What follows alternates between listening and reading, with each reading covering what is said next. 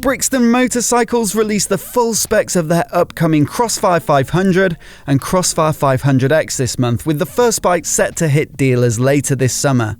So in today's video, we'll look at the details, as well as the bikes that they'll go head-to-head with in the mid-capacity retro market.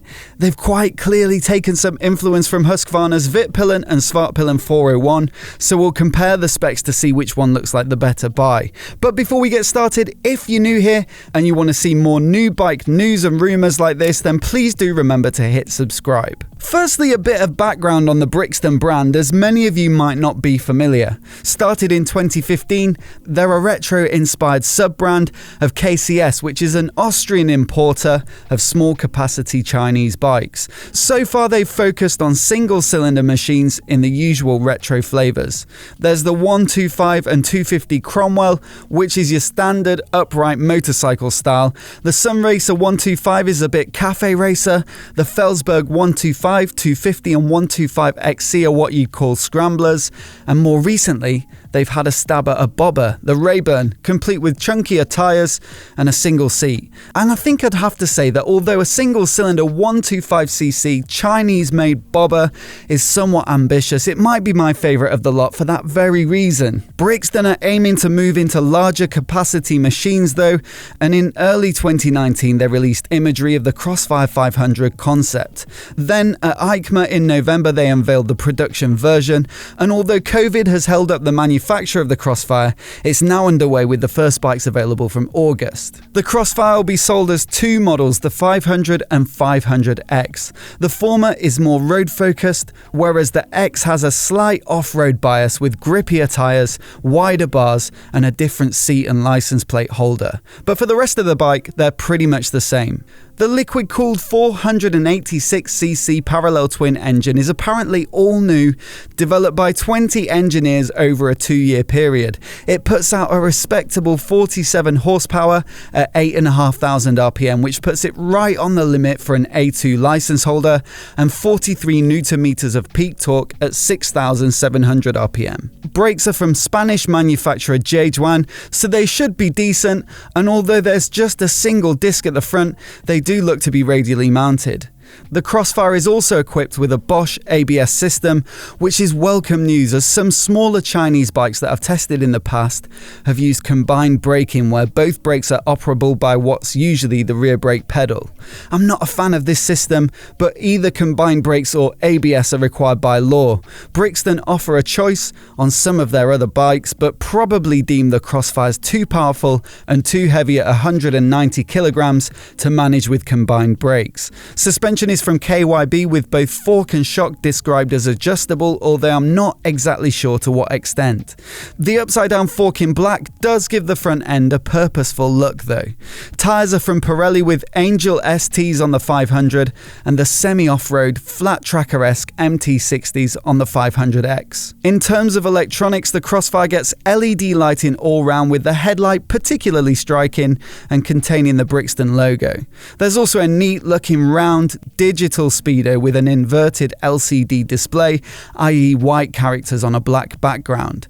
A common complaint with these displays, such as those found on the Honda CB650R and CB1000R, is that they can be difficult to read in bright conditions. So although it looks like it has decent contrast in Brixton's photos, it does look like it's in the shade, and only some real-world testing will determine whether it's any good. In terms of pricing, the Crossfire 500 comes in at €6,249 and the X version at €6,549. I couldn't track down a UK price, so I'm not 100% confident that they'll actually be selling it in the UK. But if you directly convert euros to pounds, that's about 5,650 and 5,950 respectively. On the face of it, that's reasonable value, presumably with some of the cost saving of Chinese manufacturer passed on to the consumer. But how it fares, as with all bikes, will depend on the competition. It doesn't take a great deal of imagination to see which bikes Brixton are going after with the Crossfire, with some clear parallels with Husqvarna's Vitpillen and Svartpillen 401. There are the same on and off-road bias models on offer, with the Vitpillen having road-orientated Metzler M5 tyres and clip-on cafe racer style style bars for a more sporty riding position. The Svartpilen's chunkier Pirelli Scorpion Rally STR tyres and wider, higher standard bars should make it feel more comfortable on loose surfaces, whilst the rack on the tank completes the rugged look. A point of difference between the two though is the engine. The Huskies are powered by a smaller single cylinder as opposed to the Crossfire's parallel twin, although that doesn't mean that the 401s lack power. 44 horsepower and 37 Nm of peak torque is a little less than the Brixton's, but with both variants weighing around 150 kilograms, it's a lot lighter than the Crossfire, so the power to weight ratio is notably better. Elsewhere, the spec is similar. Forks and shock are adjustable, although from WP Apex, not KYB. There's a single disc at the front with a radial caliper, although this time it's from Bybre, which is Brembo's budget brand, instead of J1.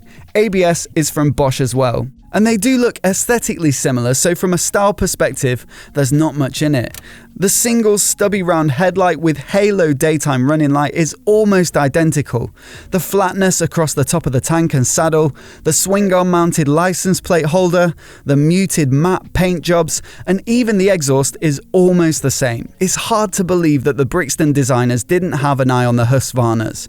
Personally, I think the 401s edge it though. There's a bit more detail and originality to the design, like the shoulders on the tank and the way it flows into the side panels. And the trellis frame, inherited from the 390 Duke, adds a touch of class too. And lastly, the Husqvarnas are manufactured in Asia as well, with both bikes based upon the KTM 390 Duke platform, and as such are produced in India by Bajaj, along with all of KTM's other sub 390cc motorcycles. And this is where I think the Crossfire might come a bit unstuck. You see, in making a very similar bike, but without the more established Husqvarna brand, you'd think their best chance of outselling them is to undercut the price of the 401s, but that's going to be difficult as they're a bit of a bargain at the moment. When they were introduced, both models came in at £5,599, which was a gripe for some reviewers, as it was about £1,000 more than the 390 Duke it was based upon, for what basically amounts to a body kit. But by now, you can pick them up brand new for about £4,000 from some dealers, which seems like a steal.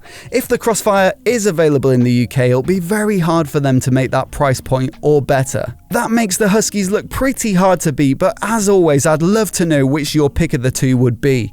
Let me know in the comments below, and if you're new here and you want to see more videos like this, hit subscribe and I'll catch you next time.